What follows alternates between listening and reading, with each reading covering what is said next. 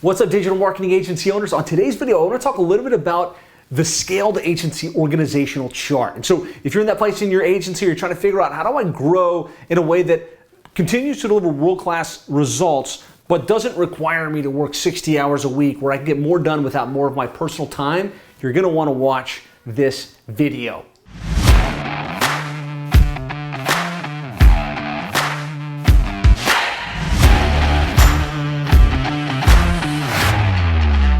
When it comes to growing and scaling your digital marketing agency, I'm a big student of the game. I've read a lot of the books on this particular topic, just kind of as it relates to growing and scaling in general. And I highly recommend you check out Scaling Up by Verne, Harnish, Traction by Gino, Wickman, The E-Myth Revisited by Michael E. Gerber. If you've read any of these books, type yes in the comments. But really, in my mind, it started with The E-Myth Revisited, which kind of walks you through the idea that as you run your business, you can't be the technician. And in agency world, that applies. You can't be the web designer, the SEO specialist, the Facebook ads person, right? You need to be the owner of the business so that you've got a business that can operate and grow without you. In order to make that a reality, you actually have to remove yourselves from all of the positions in the business. You have to operate as the CEO. And so with that thought, really in my mind, the number one book on truly scaling your agency today and kind of scaling a business is this book called Traction by Gino Wickman, which outlines the idea of EOS, the Entrepreneur Operating System. And so that's what we've rolled out in our agency. That's what we've rolled out in a lot of the agencies we work with in seven-figure agency. And it really is a great methodology for growing and scaling your business. But both of these books, actually all three of them, talk about the fact that the starting point for growing your agency is to map out an organizational chart. E-Myth and Scaling Up call it an org chart. Traction and EOS refer to it as an accountability chart. Like, what are the key accountabilities within your business? And so really that's phase one, regardless of where you're at in your agency, whether you're at 7 figures, 8 figures, maybe less than that, you really need to map out what does the organization look like as a whole. And so I wanted to share with you the key positions you're going to need to put in place as you grow and scale, and help you figure out where that sits on your accountability chart or your organizational chart, and show you what a scaled multiple seven-figure agency org chart looks like. So number one, as you grow and scale, the first thing you have to remove yourself is operations and delivery. Like, you need to remove yourselves from the position of doing the SEO, of doing the pay-per-click, of doing the actual work. And then you need to remove yourself from the management of that. You need an operations person that can take accountability and ownership of the delivery side of the business. Now, once you've got that squared away, you have to remove yourself from account management, which is meeting with the clients, doing the monthly review, seeing the vision, managing the retention process to keep those clients on board.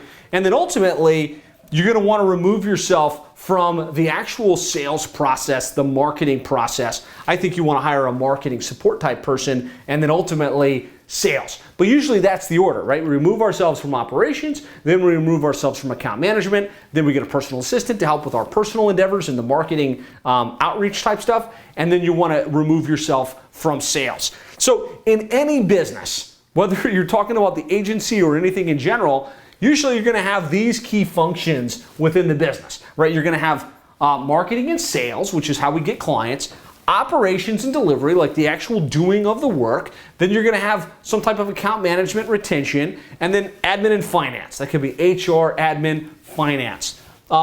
If you think about this from an EOS perspective, and you're running an agency that you want to grow and scale, you're going to have the visionary, also referred in a lot of cases as the CEO. This is the person responsible for setting the direction of the company. What niche will we serve? How much will we charge? What innovative things will we do in terms of what we do for our clients to generate world-class results? Putting together the vision and the direction of the business. Second to that, you need an integrator.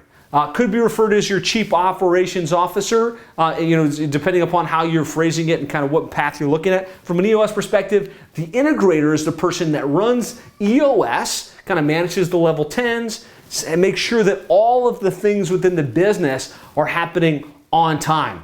And usually, when I see an agency that's just chasing their tail in a lot of ways, They're trying to be the visionary and the integrator, right? They want to set the vision, they want to set the goals, they want to be the one at all the conferences learning and kind of coming back with great ideas, but then they're trying to make themselves operate the business as well. So they're the one trying to project manage and put things in ClickUp and hold things accountable. And that's usually a recipe for failure. If you look at this on a Colby assessment, usually an entrepreneur, a visionary, is going to be like very high quick start, but very low follow through, right? And that's almost all entrepreneurs, and we're good at that. We're good at like starting things and taking risks and getting things off the ground. But since our follow through is low, you know, we tend to fail, right? We tend to fail in delivery side of the equation. And so an integrator is usually going to be someone that's high follow through, but tend to be like lower quick start. So they're not going to take the risks. They're not going to roll out new services every day. They're not going to try and jump from one niche to the next. They're very much like, okay, I've got the goal that the visionary has, and I'm going to carry that forward. And so if you're struggling in your business and you're not getting the type of momentum that you're after, you probably need an integrator that can be that person that keeps things on track, follows things through, does the meeting rhythm with the team on a very consistent basis. So we've got the visionary, we've got the integrator, and then we need sales and marketing. So you could probably split that up at some point where you've got someone that's responsible for the marketing of the business, running the webinars, setting up the podcast interviews, doing the cold outreach, finding the events to exhibit at, filling the funnel, running the Facebook ads for the agency, and then you're going to have a salesperson or a sales team that takes the sales calls, takes prospects through the consultative sales process.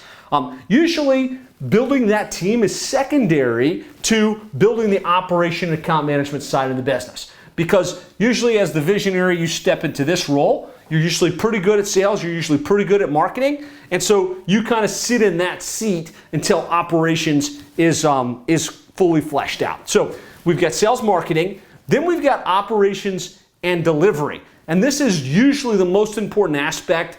A lot of times your integrator in the early days will also be your project manager. So they're running EOS, but they're also kind of sitting in that seat of what do we have project-wise? What do we need to do with the website, SEO, pay-per-click, social media, and actually making sure that the work is getting done on time and they're holding schedules. This could be in ClickUp or Basecamp or whatever project management system that you've got.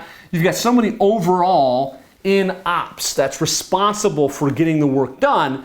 And then departmentally, you've got the key functions that you run within the business. Like in ours, we've got web development, SEO, paid ads, and those are the main operational delivery. We've also got marketing automation, right? And you want to have people in each one of those seats, or maybe it's somebody that handles all of them. So we've got sales, operations, the doing of the work. Definitely need to have a separate department for account management. So the account managers typically aren't the people that do the work. They're the ones talking to the client, showing them what you're doing, setting the pace for kind of what the outcomes are, keeping those clients on board. And as you grow, you're probably going to have a launch coordinator. Like if you're bringing on more than 5 to 6 clients per month, you probably want a dedicated launch coordinator that's managing that launch process. Hey, getting the usernames, getting the passwords, sending the welcome box, kicking things off in a professional way, and account managers, right? And that number is going to grow over time. And those people are managing the relationship with the client. They're saying, hey, here's what we did last month. Here's where we're headed. Here's what we need from you. Here's why you're paying us this monthly fee. And usually you're going to need one account manager per 25 to 30 clients, depending upon how complex your service offering is, depending upon how much you have your account managers do. For every 25 or so clients, you're going to want another account manager to manage that process, to manage that relationship.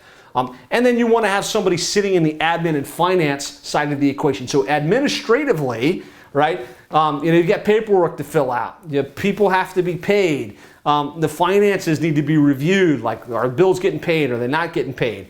And a big mistake I see with a lot of agencies is, and on the dotted line this, is the visionary, the CEO, you as the owner of the business, are trying to sit in this seat, right? You're the most important person in the company, you're thinking about the vision, but you wind up getting bogged down in admin work, where you can definitely find a high quality VA that understands this admin stuff and can be responsible for processing the payroll and running the books and keeping everything up to date. And so I want to encourage you not to put yourself in this seat. Get somebody that can step in and support you in this role. on paper, this is kind of what the org chart looks like. As you grow, you're going to need more web developers, right? Maybe you're doing 10, 15, 20 websites a month. You might need more web developers. As you grow and you're kind of delivering SEO to clients, where you're creating content and you're doing all of that work, you're going to need more people to help in SEO, paid ads, right? And so these charts start to grow as you scale. So the most important thing, depending upon where you're at in your business, whether you're at $20,000 a month right now or $220,000 per month, you need to have an organization chart like this where you're clear, these are the key functions within the business, and then you need to make sure that you and the team know who sits in each one of these seats. The rule is only one person per seat. You can't have two people trying to be visionary. You can have two people trying to be the director of accounts, right? One person needs to hold that accountability. And so what I'm going to encourage you to do is set up a chart like this and put your name in the spots that you sit right now. Maybe you sit in multiple spots. That's okay.